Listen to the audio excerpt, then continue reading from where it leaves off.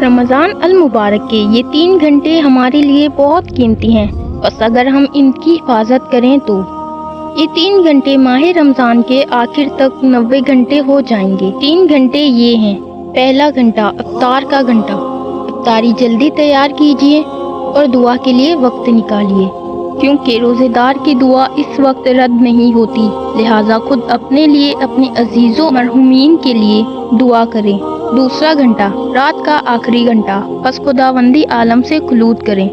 اللہ آواز دیتا ہے، کیا کوئی درخواست کرنے والا ہے کہ میں اس کی دعا قبول کروں؟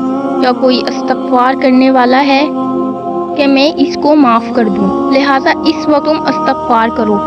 تیسرا گھنٹہ صبح کی نماز کے بعد سورج نکلنے تک مصلی پر بیٹھے رہنا اور ذکر خدا کرنا۔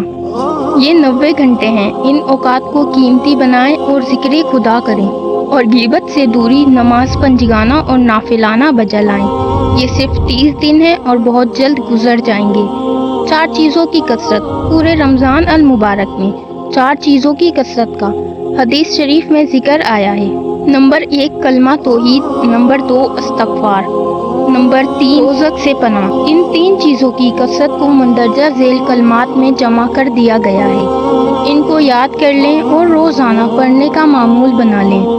اشہد ان لا الہ الا اللہ، استغفر اللہ، اسألک الجنات، اعوذ بک من النار۔ ترجمہ: میں گواہی دیتا ہوں اللہ کے سوا کوئی معبود نہیں، اللہ تعالیٰ سے اپنے گناہوں کی بخشش چاہتا ہوں، یا اللہ تجھ ہی سے جنت کا سوال کرتا ہوں اور جہنم سے پناہ چاہتا ہوں۔ اس لیے اس دعا کے اہتمام کے ساتھ اللہ سے اس کی رحمت، مغفرت، سلامتی، ایمان، ہر طرح کی خیر کا سوال بکثرت کرنا چاہیے۔